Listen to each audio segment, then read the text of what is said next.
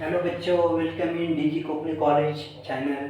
हमारा ये चैनल जो 11th-12th साइंस के बच्चों को पढ़ाने वाला चैनल है, या जिनको पढ़ाना ज़रूरी है या जिनका आगे का करियर सेट करना ज़रूरी है, उनके लिए ख़ास तौर पे हमने ये चैनल शुरू किया है। तो आप हमारा हौसला बनाने के लिए सब्सक्राइब करके चैनल को लाइक कमेंट्स वीडियो को लाइक कमेंट्स शेयर करके चैनल को मोटिवेट करिए। हम इसका मतलब चैनल को मोटिवेट कर रहे हैं, यानी हमें मोटिवेट करना। तो इस तरह हमने लास्ट लेक्चर में एक लेक्चर लिया है हैलोजन डेरिवेटिव का। फर्स्ट लेक्चर में हमने बाकी फर्स्ट जो बेसिक कंसेप्ट देखे थे। अभी यहाँ पे देखो सेकंड लेक्चर में हम क्या देखने वाले, हैलोजन डेरिवेटिव का लेक्चर कितना है, सेकंड वाला। उसमें क्या देखेंगे प्रिपरेशन ऑफ अल्किल हैलाइड। अगर इसके पहले वाली कंसेप्ट आपकी क्लियर नहीं होगी तो हमारा फर्स्ट लेक्चर देखिए, लेक्चर 1, जिसमें आपको बेसिक जो कंसेप्ट है वो क्लियर हो जाएगी और इसके पहले वाली कंसेप्ट भी क्लियर हो जाएगी, जैसे कॉमन नेम होता है, इम्पैक्ट नेम होता है। चलो इसमें देखेंगे प्रिपरेशन, अल्किल हैलाइड कैसे बनाना है, जैसे फ्रॉम अल्कोहल है। ओके बच्चों, तो यहाँ पे अल्कोहल से कैसे बनाया जाता है, तो जैसे जिसमें होता है फ्रॉम हैलोजन एसिड। अगर अल्कोहल के साथ अगर हैलोजन एसिड की रिएक्शन कर सकते या करेंगे तो आपको अल्किल हैलाइड मिलेगा। कैसे, ROH ये अल्कोहल होता है। ओके बच्चों, और हैलोजन एसिड यानी HCl, HBr, इस तरह हम ये एसिड ले सकते हैं। पर अगर HCl लेंगे तो आपके लिए आपको एक कैटलिस्ट लेना पड़ेगा, ZnCl2। ओके बच्चों, अनहाइड्रस बोलते हैं उसको, अनहाइड्रस ZnCl2 एक कैटलिस्ट यूज करना पड़ेगा, जिसमें क्या होगा, H यहाँ से OH के साथ जाएगा, वाटर हाइड्रोलिसिस होगा ना उसका, तो H2O बाहर जाएगा तो Cl इसको अटैच हो जाएगा, तो ये बनेगा अल्किल हैलाइड। तो इस तरह हमने अल्किल हैलाइड बनाया, किससे, अल्कोहल से, by using halogen acid in presence of anhydrate ZnCl2। तो इस तरह हम रिएक्शन लिख सकते हैं, बहुत ही मस्त रिएक्शन होते हैं। अगर आप दिल से करोगे ना तो रिएक्शन सबसे आसान चीज है समझने में। ओके बच्चों, तो हम कैसे थ्योरेटिकली कैसे लिखेंगे, when alcohol is react with hydrogen acid, that means hydrochloric acid in presence of anhydrous ZnCl2, then we get alkyl halide and water। Water क्या होगा, अगर हीटिंग करें तो वाटर इवापोरेट होगा, नहीं तो साइड में होगा। ओके, इस तरह हम बना सकते हैं। अगर HCl लेंगे तो हम अनहाइड्रस ZnCl2 लेते, अगर ROH होगा और HBr लेते, यानी हाइड्रोक्लोरिक एसिड, ये होता है हाइड्रोब्रोमिक एसिड। अगर हाइड्रोब्रोमिक एसिड लेंगे तो आपके लिए आपको कुछ अलग सा कैटलिस्ट यूज करना पड़ेगा, जैसे NaBr, H2SO4 एंड हीटिंग करना पड़ेगा। तो अगर अल्कोहल के साथ हाइड्रोब्रोमिक एसिड रिएक्ट होता है तो NaBr, H2SO4 और हीटिंग ये प्रोसेस होगी, उससे मिलेगा हमें, देखो ये Br यहाँ पे आएगा, OH इसके साथ जाएगा, वाटर बाहर पड़ेगा। Actually concept product alkyl halide ही होगा। यहाँ पे जैसे अल्किल हैलाइड होगा तो अल्किल क्लोराइड होगा, यहाँ पे क्या होगा, अल्किल क्लोराइड, क्लोरीन है ना इसलिए, और यहाँ पे क्या होगा, अल्किल ब्रोमाइड। तो इस तरह हम क्या कर सकते हैं, हैलोजन एसिड का इस्तेमाल करके अल्कोहल के साथ अगर हम रिएक्ट करेंगे तो या उन दोनों की रिएक्शन करेंगे तो हमें अल्किल हैलाइड मिलेगा। ओके बच्चों, इस तरह हम कर सकते हैं। अगर आपने ROH लिया और HI हाइड्रोक्लोरिक एसिड के साथ रिएक्शन की तो आपके लिए अलग सा कैटलिस्ट लेना पड़ेगा, NaI in presence of H3PO4। ये H3PO4 क्या होता है, फॉस्फोरिक एसिड। क्या होता है बच्चों, फॉस्फोरिक एसिड। तो सेम प्रोसेस होगी, RI बनेगा और H2O बाहर जाएगा यानी। तो इस तरह हैलोजन एसिड अगर अल्कोहल के साथ रिएक्ट होता है तो हमें अल्किल हैलाइड मिलता है। ओके बच्चों, इस तरह ये रिएक्शन होती है। अगर फास्फोरस हैलाइड के साथ रिएक्शन होगी अल्कोहल की, ये हुआ फर्स्ट फ्रॉम हैलोजन एसिड। अगर फास्फोरस एसिड के साथ अल्कोहल की रिएक्शन होगी, ROH react with phosphorus acid, क्या होता है, phosphorus halide. Okay, phosphorus halide के साथ रिएक्शन होती है, जैसे PX3, X की जगह आप क्लोरीन डाल सकते हो, ब्रोमीन ले सकते हो, आयोडीन ले सकते हो। ओके, तो हमें क्या मिलेगा, ये जो X है, देखो X कितने 3, तो हमें ये प्रोडक्ट भी कितने लेने पड़ेंगे 3। ऐसा है क्या? ऐसा नहीं। तो हमें अल्किल हैलाइड चाहिए। हमें क्या चाहिए? Alkyl halide. तो ये 3 है, तो ये 3 ले लो। फिर क्या होगा 3RX। ओके, बैलेंस होना भी जरूरी है ना। यहाँ पे P कितना है? एक ही। यहाँ पे OH कितने है? देखो O3 है, H3 है। तो क्या होगा? फॉस्फोरस की ऑक्सीडेशन स्टेट आपको पता है 3 होती है। तो इस तरह क्या होगा? H3 plus PO3। Okay, H3PO3 इस तरह। देखो H3PO4 होगा तो फॉस्फोरिक एसिड होता है, फॉस्फोरिक। और H3PO3 होगा तो फॉस्फोरस एसिड होता है। दोनों में थोड़ा ऑक्सीजन का शॉर्टेज है, वो देखो। इस तरह हम फॉस्फोरस हैलाइड से भी अगर अल्कोहल लेते और फॉस्फोरस हैलाइड लेते तो भी हम अल्किल हैलाइड एक्सट्रैक्ट कर सकते हैं। ओके बच्चों, तो इस तरह अल्कोहल की रिएक्शन फॉस्फोरस हैलाइड के साथ करके हम अल्किल हैलाइड पा सकते हैं। अगर हम अल्कोहल की रिएक्शन अगर थायोनिल क्लोराइड के साथ करेंगे बाय यूजिंग थायोनिल क्लोराइड तो भी अल्किल हैलाइड मिल सकता है। ROH ले लो। थायोनिल क्लोराइड यानी क्या होता है? SOCl2 को क्या बोलते हैं? Thionyl chloride. अगर इस प्रोडक्ट को इस रिएक्टेंट को, इस मिक्सचर को हम हीटिंग करते तो भी आपको अल्किल हैलाइड मिलेगा। पहले उसमें से एक SO2 यानी सल्फर डाइऑक्साइड गैस होगा, वो इवापोरेट हो जाएगा। SO2 नाम का जो सल्फर डाइऑक्साइड बोलते हो इवापोरेट होगा और बाय प्रोडक्ट मिलेगा HCl। कौन सा बाय प्रोडक्ट मिलेगा? HCl। तो इस तरह थायोनिल क्लोराइड से भी हम अल्किल हैलाइड पा सकते हैं। यानी फ्रॉम अल्कोहल से हम 3 तरह से अल्किल हैलाइड हमें मिल सकता है। तो अगर ये हुआ अल्कोहल से, अगर हम हैलोजनेशन करें या हाइड्रोकार्बन से भी हम अल्किल हैलाइड मिल सकता है हमें।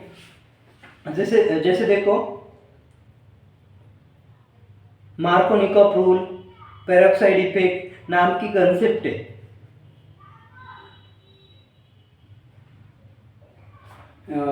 From hydrocarbon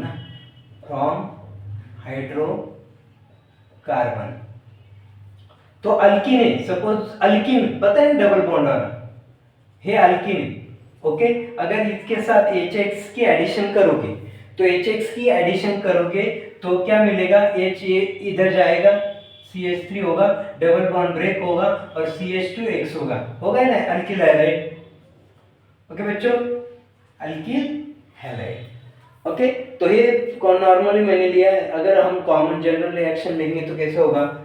R double bond, देखो RCH double bond CH2 HX, तो क्या होगा? RCH, यहाँ पे H जाएगा, यहाँ पे CH2X जाएगा। तो इस तरह इसको बोलते हैं एडिशन रिएक्शन। क्यों? H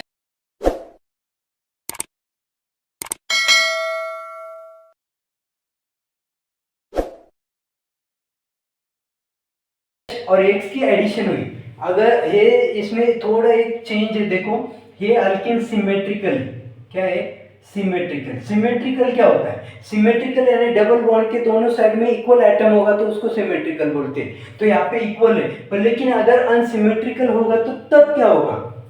देखो जैसे इस तरह देखो यहाँ पे यही कंसेप्ट क्लियर करते हैं क्योंकि ये अनसिमेट्रिकल है। Okay, unsymmetrical alkyne. कैसे? डबल बॉन्ड के इस साइड में दो एटम है ना, और यहाँ पे एक ही कार्बन है। एटम में एक कार्बन है, अल्किल होगा, मिथिल होगा, इथिल होगा, कौन सा भी होगा। मतलब ये डबल बॉन्ड के अनइक्वल कार्बन है, डबल बॉन्ड के दोनों साइड में अनइक्वल कार्बन है, तो इसका मतलब अनसिमेट्रिकल हुआ। तो यहाँ पे तो ये क्वेश्चन आएगा ना, हाइड्रोजन इस कार्बन को जाएगा या इस कार्बन को जाएगा। तो तभी एक चीज आती है जिसको बोलते हैं हम Markovnikov rule. Markovnikov rule. Okay बच्चों, तो ये क्या होता है? जो लेस नंबर वाला, जिस कार्बन को कम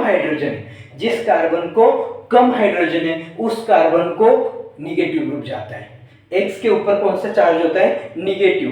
X के ऊपर कौन सा चार्ज होता है, निगेटिव, इसलिए जिस कार्बन के पास कम हाइड्रोजन होंगे उस कार्बन के पास निगेटिव ग्रुप जाएगा यानी हाइड्रोजन जाएगा। तो the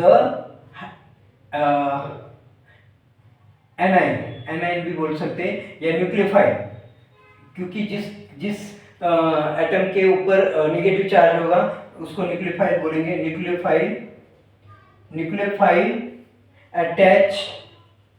attach to the carbon which has less number of hydrogen।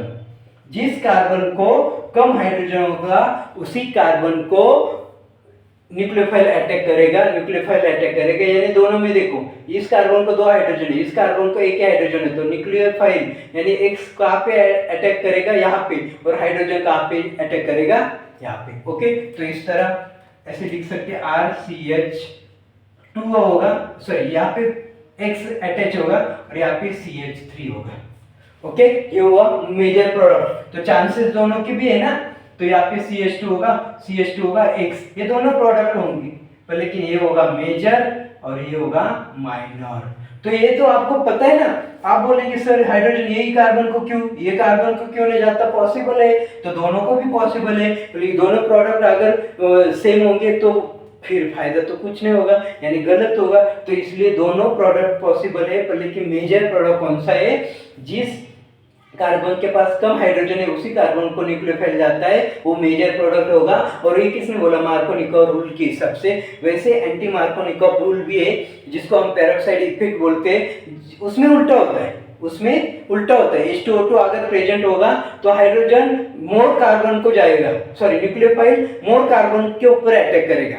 Peroxide effect या एंटी मार्कोनिकॉफ रूल में होता है। एक बार आपको अगर कंफ्यूजन होगा तो कमेंट में डाल सकते हो, या आप आज गूगल में जाके भी देख सकते हो ये एंटी मार्कोनिकॉफ रूल क्या होता है, या ये इसका उल्टा होता है, बस इतना समझो, इसका उल्टा होता है। और कब होता है, जब यहाँ पे H2O2 प्रेजेंट होता है, H2O2 को बोलते हैं हम पेरोक्साइड।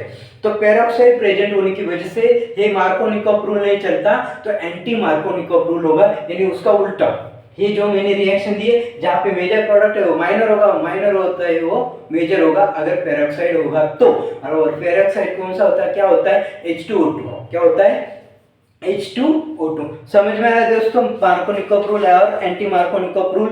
ओके, तो इस तरह हम हाइड्रोकार्बन से भी अल्किल हैलाइड एक्सट्रैक्ट कर सकते हैं। ये देखो ना अल्किल हैलाइड है ना। ओके बच्चों, तो इस तरह हम कर सकते हैं। अगर हैलोजन एक्सचेंज में भी हो सकता है, देखो जैसे हैलोजन एक्सचेंज सी रिएक्शन है, थर्ड वाली हैलोजन एक्सचेंज तो पता है ना आपको, मीनिंग क्या होता है एक्सचेंज का, एक के बदले दूसरा, दूसरे के बदले पहला, बराबर। तो RCl है, सपोज RCl और NaI लेते हैं हम, तो Cl को एक्सचेंज कौन करेगा, I, तो RI होगा और NaCl बाहर जाएगा। ओके, तो इस तरह भी ये पॉसिबल है, लेकिन यहाँ पे हमें एक कैटलिस्ट या सबस्ट्रेट यूज करना पड़ेगा, सबस्ट्रेट बोलते हैं, रिएजेंट यूज करना पड़ेगा जिसका नाम है एसीटोन, तभी पॉसिबल होगा। यानी Cl को किसने एक्सचेंज किया, I ने, या I को किसने एक्सचेंज किया, Cl ने। इस तरह भी हम कर सकते हैं। ओके बच्चों, देन इलेक्ट्रोफिलिक सब्स्टिट्यूशन कंसेप्ट कौन सी है बच्चों, नेक्स्ट वाली डी वाली, इलेक्ट्रोफिलिक सब्स्टिट्यूशन। पहले ये चीज समझो, इलेक्ट्रोफिलिक क्या होता है, इलेक्ट्रोफिलिक यानी जिसके ऊपर पॉजिटिव चार्ज होगा और जिसको इलेक्ट्रॉन की जरूरत है उसको बोलते हैं इलेक्ट्रोफिलिक। और सब्स्टिट्यूशन का मीनिंग क्या होता है, सब्स्टिट्यूशन यानी ए को बी से रिप्लेस करना, यानी ए बी की जगह जाएगा और बी निकल जाएगा, इसको बोलते हैं सब्स्टिट्यूशन। ओके, तो इलेक्ट्रोफिलिक सब्स्टिट्यूशन का मीनिंग क्या होता है, एक कैटायन जिसके पास पॉजिटिव चार्ज है वो ऐसे एक सब्सटेंस को, ऐसे एक एटम को और ऐसे एक आयन को रिप्लेस करेगा, सब्स्टिट्यूट करेगा, उसको ही बोलते हैं हम electrophilic substitution, electrophilic substitution. Okay बच्चों, तो देखो सपोज मैंने एक ग्रुप लिया, एक कंपाउंड जिसका नाम क्या है, बेंजीन, और इसको CH3 अटैच होगा तो उसका नाम क्या है, टोलीन। क्या है नाम बच्चों, टोलीन। अभी इसको एक्सचेंज करते किससे, जैसे इलेक्ट्रोफिलिक सब्स्टिट्यूशन में हमने ब्रोमीन लिया, Br2 ब्रोमीन, ब्रोमीन क्या होता है, वाटर होता है बच्चों, ब्रोमीन क्या है, वाटर है बच्चों, हेलोजन है पर लेकिन वो वाटर फॉर्म में। ओके बच्चों, तो हमें क्या चाहिए, प्रोडक्ट क्या चाहिए, अल्किल हैलाइड। तो अगर हम इसके साथ रिएक्शन करते हैं और इसमें कंडीशन है कि इसमें कैटेलिस्ट होता है Fe आयन, और ये रिएक्शन जो होगी वो डार्क में होगी, यानी अंधेरे में होगी, यहाँ पे लाइट नहीं होगी, अंधेरे में रिएक्शन लेनी पड़ती है। जब टोलिन ब्रोमीन के साथ रिएक्ट होगा तो डार्क यानी रूम में होगा, जो रूम में लाइट नहीं आएगी। तो उसमें क्या होगा, दो प्रोडक्ट फॉर्म होने के चांसेस है, एक तो CH3 एज इट इज रहेगा, एक ब्रोमीन यहाँ पे जाएगा ऑर्थो पोजीशन में, या दूसरा प्रोडक्ट ऐसे ये CH3 एज इट इज जाएगा, दूसरा पॉसिबल है Br पैरा पोजीशन में। तो यहाँ पे देखो कोई भी रिंग होगी, यहाँ पे एक्सप्लेन करता हूं, अगर ये एक नंबर होगा तो ये ऑर्थो पोजीशन होती है, ये मेटा पोजीशन होती है, और ये पैरा पोजीशन होती है। बेंजीन रिंग की कंसेप्ट समझो, अगर एक नंबर जिसके होगा, जिस कार्बन को हम देंगे ये 6 कार्बन रिंग है, बराबर ना, तो इसमें जो भी कार्बन को फर्स्ट नंबरिंग होंगी उसके पास वाले दोनों साइड के पोजीशन होती है ऑर्थो, उसके बाद मेटा, और जो अपोजिट होती है वो पैरा। और उसको ऐसे भी कर सकते 1 2 3 4 5 6 नंबरिंग ऐसे भी दे सकते हैं। यहाँ पे देखो दो प्रोडक्ट पॉसिबल है, एक ऑर्थो पोजीशन पे ब्रोमीन अटैच हुआ है, एक पैरा पोजीशन पे ब्रोमीन अटैच हुआ है, तो इसमें दोनों भी पॉसिबल है प्रोडक्ट। यहाँ पे देखो इसमें भी मेजर और माइनर कंसेप्ट होगी। देखो ब्रोमीन कैसे यहाँ पे अटैक कैसे किया है, देखो ब्रोमीन दो ब्रोमीन है, तो एक होगा कैटाइन, एक होगा एनाइन। जिसके ऊपर कैटाइन, जिसके ऊपर पॉजिटिव चार्ज है उसको बोलते हैं कैटाइन, और उसी को बोलते हैं इलेक्ट्रोफाइल। तो ये बेंजीन रिंग क्या करती है, डबल बॉन्ड वो इलेक्ट्रोफाइल को लेते हैं, और जो ब्रोमीन के ऊपर नेगेटिव चार्ज होता है उसको न्यूक्लियोफाइल बोलते हैं, वो उधर का हाइड्रोजन लेके HBr नाम से बाय प्रोडक्ट तैयार होता है, HBr नाम से बाय प्रोडक्ट तैयार होता है, और वो साइड में चला जाता है। इस तरह इलेक्ट्रोफाइल बनता है ब्रोमीन, और वो रिंग के ऊपर अटैक नहीं करता, तो रिंग उसके ऊपर अटैक करके उसको खींच लेती है, और इस तरह bromine ortho and para position पे अटैक करता है। पर लेकिन उसमें कंफ्यूजन ऐसा है, ब्रोमीन ऑर्थो पे जाएगा या पैरा पे जाएगा, ये डिपेंड करता है वो रिंग के ऊपर। अगर क्राउड बढ़ता है, रिपल्शन हो सकता है, क्राउडिंग हो सकती है, तो तब वो पैरा पोजीशन स्टेबल पोजीशन होती है। अगर ऑर्थो पोजीशन में ब्रोमीन अटैक करने के बाद भी अगर वहां पे क्राउडिंग नहीं होगी तो उसको ऑर्थो पोजीशन पे स्टेबिलिटी मिलेगी। इसलिए यहाँ पे ऑर्थो पोजीशन पे ब्रोमीन अटैक करेगा तो वो मेजर प्रोडक्ट होगा, और पैरा पे अटैक करेगा तो माइनर प्रोडक्ट होगा, क्योंकि एक मिथाइल ग्रुप है, उससे कुछ क्राउडिंग वगैरह होती नहीं, इसलिए ऑर्थो प्रोडक्ट जो होता है वो क्या होगा, मेजर प्रोडक्ट होगा। कौन सा होगा बच्चों, मेजर प्रोडक्ट होगा। ओके, तो इस तरह हमने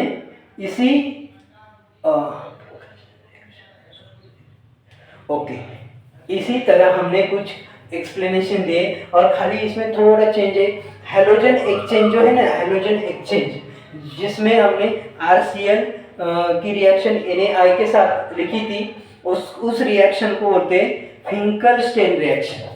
इस रिएक्शन को बच्चों ध्यान में रखो, बहुत ही इंपॉर्टेंट है, बहुत ही फिंकल, क्या बोलते हैं उसको, फिंकल-स्टेन रिएक्शन, इस नाम से भी पूछा जा सकता है। और हेलोजन एक्सचेंज में और एक रिएक्शन है, अगर हम RCl को यानी अल्किल हैलाइड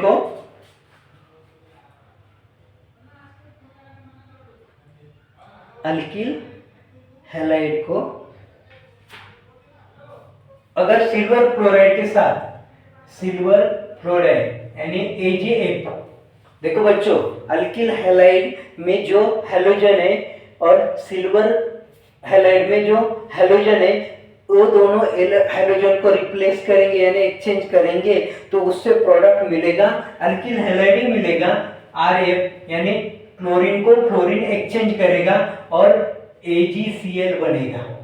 देखो बच्चों, RCl is react with silver fluoride, then we get alkyl fluoride and silver chloride. Okay, इसी रिएक्शन को बोलते हैं स्वार्ट्ज रिएक्शन। स्वार्ट्ज रिएक्शन बहुत इंपॉर्टेंट रिएक्शन है, मार्क कर लो। स्वार्ट्ज रिएक्शन ये बहुत बार पूछी जा चुकी है और पूछी जा सकती है। ओके बच्चों, तो इस तरह एक सैंडविच रिएक्शन एक बार देख लो आप। नेक्स्ट रिएक्शन में नेक्स्ट एक एग्जांपल में तब देखेंगे, पर लेकिन एक बार देख लो, आगे जाके हमें आने वाली है। तो इस तरह हमने एक कंसेप्ट क्लियर कर दी, कौन सी? Preparation of alkyl halide. Properties देख लिए तो फिजिकल प्रॉपर्टीज देखने पड़ेगी। फिजिकल प्रॉपर्टीज अगर अल्किल हैलाइड की देखते तो हमें ये चीज नजर आती है, इसमें इंटरमॉलिक्यूलर फोर्सेस बढ़ते हैं। क्यों? क्योंकि हैलोजन अल्किल हैलाइड में क्या होता है, हैलोजन में नेगेटिव चार्ज होता है और अल्किल जो ग्रुप होता है उसमें पॉजिटिव चार्ज होते हैं। तो ये जो हाइड्रोजन बॉन्ड है, जैसे हैलोजन बॉन्ड है, हैलोजन बॉन्ड की वजह से इंटरमॉलिक्यूलर फोर्सेस बढ़ते हैं। यानी अल्केन देखा जाए तो अल्केन कम स्टेबल होता है, अल्केन में जो फोर्सेस होते हैं वो कम होते हैं, पर लेकिन अल्केन अगर हैलाइड के साथ हैलोजन के साथ रिएक्ट होता है और अल्किल हैलाइड बनता है, तो जो अल्किल हैलाइड में जो बॉन्ड तैयार होता है वो निगेटिव पॉजिटिव बॉन्ड होने की वजह से या इलेक्ट्रॉन गेनिंग या शेयरिंग की वजह से जो बॉन्ड बनता है उसमें इंटरमॉलिक्यूलर फोर्सेस बढ़ते हैं और इंटरमॉलिक्यूलर फोर्सेस बढ़ने की वजह से बॉन्ड लेंथ क्या होती है? जैसे जैसे क्लोरीन से आयोडीन तक जाते हैं तो बॉन्ड लेंथ घटती है, बॉन्ड लेंथ बढ़ती। फ्लोरीन से आयोडीन तक जाते हैं तो बॉन्ड लेंथ बढ़ती है, पर लेकिन बॉन्ड एंथर भी कम हो जाती है, क्योंकि अगर RF और RI का कंपैरिजन करें तो इसमें बॉन्ड लेंथ इसकी ज्यादा है, तो ये बॉन्ड ब्रेक करने में जो बॉन्ड एंथैल्पी लगती है, बॉन्ड एंथैल्पी जो लगती है वो ज्यादा लगेगी, नहीं कम लगेगी। ये बॉन्ड लेंथ ज्यादा होने की वजह से कम एनर्जी में भी ये बॉन्ड ब्रेक हो सकता है, इसलिए बॉन्ड लेंथ बढ़ती है तो बॉन्ड एंथैल्पी कम हो जाती है। Bond enthalpy increases, bond length increases, bond enthalpy decreases from the RF to RI। Okay बच्चों, RF to RI। Okay, boiling point क्या है? बॉइलिंग पॉइंट सब में RI का ज्यादा होता है, देन RI का सबसे ज्यादा होता है, RBr का, RCl का और RF का। ऐसा क्यों होता है ऐसा? RI का सबसे बॉइलिंग पॉइंट सबसे ज्यादा होता है, क्यों ऐसा? क्योंकि साइज बड़ी है और साइज बड़ी होने की वजह से उसको टेम्परेचर ज़्यादा लगता है, इसलिए बॉइलिंग पॉइंट उसका ज़्यादा होता है। बॉइलिंग पॉइंट उसका क्या होता है? ज़्यादा होता है। ओके, ये फिजिकल प्रॉपर्टीज है। अगर सोल्युबिलिटी के बारे में पूछा जाए, देखा जाए तो अल्किल हैलाइड जो है नॉर्मली पोलर नेचर है। क्यों पोलर नेचर क्यों है? क्योंकि एक के ऊपर पॉजिटिव चार्ज है, एक के ऊपर नेगेटिव चार्ज है। अल्किल ग्रुप है उसके ऊपर पॉजिटिव चार्ज है और हैलाइड ग्रुप है उसके ऊपर नेगेटिव चार्ज है, इसलिए वो पोलर नेचर शो करता है। और पोलर नेचर वो है इसलिए alkyl halide is insoluble in water में मिक्स नहीं होते। अल्किल हैलाइड वाटर में मिक्स नहीं होते। एंड जो अल्किल हैलाइड होते हैं उसमें हाइड्रोजन बॉन्ड होता है। ओके, अल्किल हैलाइड जो होते ये एबिलिटी क्यों नहीं है अल्किल हैलाइड के पास? इनसोल्युबल क्यों है? क्योंकि हाइड्रोजन बॉन्ड जो अल्किल हैलाइड होता है उसमें हैलाइड ग्रुप जो होता है वो वाटर में जो हाइड्रोजन है उसके साथ बॉन्ड फॉर्म करता है, और जो हाइड्रोजन बॉन्ड के साथ बॉन्ड फॉर्म करेगा तो हाइड्रोजन बॉन्ड बनेगा, और हाइड्रोजन बॉन्ड बनने की वजह से जो उसमें फोर्स होता है वो फोर्स स्ट्रांग होता है, स्ट्रॉन्गर, और अट्रैक्शन भी ज़्यादा होता है। इसलिए अल्किल हैलाइड वाटर में सोल्यूबल नहीं है, पर लेकिन इनऑर्गेनिक सॉल्वेंट में सोल्यूबल है। कौन से इनऑर्गेनिक, और ऑर्गेनिक सॉल्वेंट कौन से, जो नॉन पोलर है, कौन से, नॉन पोलर जो सॉल्वेंट है उसमें अल्किल हैलाइड सोल्यूबल है।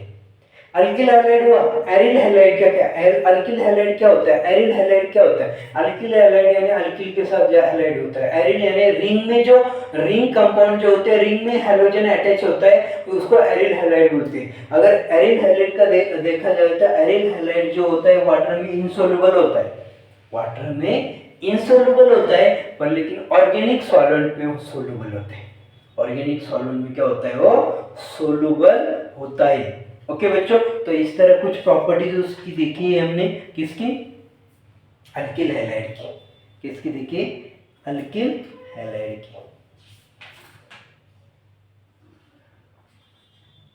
ओके बच्चों, तो आगे की जो कॉन्सेप्ट होगा अगले लेक्चर में हम देखेंगे। अभी आपको अगर ये लेक्चर अच्छा लगा होगा, मैंने ज़्यादा से ज़्यादा ट्राई किया है कि आपको आसान भाषा में, आसान शब्दों में समझाने की कोशिश की, जिसमें कुछ रिएक्शन इंपॉर्टेंट है वो भी आपको समझ में आएगी। चाहे तो आप स्क्रीनशॉट लेके बाद में रिवाइज कर सकते हो।